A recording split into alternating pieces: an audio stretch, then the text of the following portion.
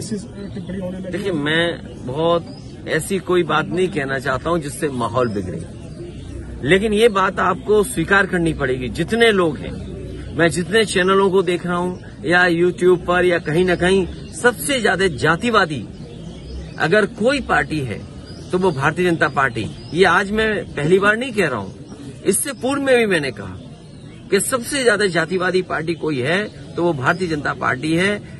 उस घटना में भी लाभ लेना चाहती है राजनीतिक, और तब जब पूरी की पूरी गलती भारतीय जनता पार्टी की सरकार की है। कभी कोई पूछे जाकर के कि जो परिवार थे उन्होंने कितनी बार दरखास्त दी, कौन अधिकारी नहीं था जिसके सामने वो गए ना हो न्याय के लिए। लेकिन न्याय क्यों नहीं मिला? न्याय क्यों नहीं मिला?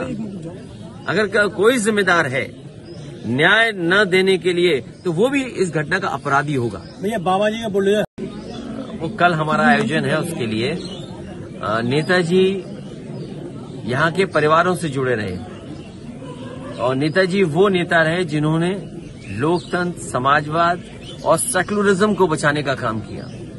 एक जमीनी नेता, एक धरती के नेता जो यहाँ के लोगों की भावनाओं को समझते थे, लोगों के सुख दुख में रहे। उसका परिणाम ये रहा कि नेताजी को यहाँ की जनता ने ऊंचाइयों तक पहुंचाया। हम लोग उन्हें याद करते हैं, और ऐसे नेता कभी कभी धरती पर आते हैं। हम लोगों को उन्होंने रास्ता दिखाया, न केवल हम समाजवादियों को बल्कि राजनीति में एक नई दिशा दी उन्होंने। इसलिए उनको हमेशा हम लोग याद करेंगे।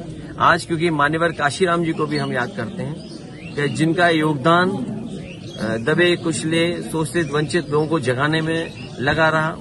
बाबा साहब भीमराव अम्बेडकर, उनके सिद्धांत और खासकर बहुजन समाज को जागरूक करने का काम और राजनीति में उनको स्थान देने का काम अगर किसी ने किया है तो मान्यवर काशीराम जी ने किया। मैं आज उनको याद करता हूं, और ये जगह तो वो है जिसने कभी मान्यवर काशीराम जी को बगल की लोकसभा से लोकसभा में भेजने का काम किया था।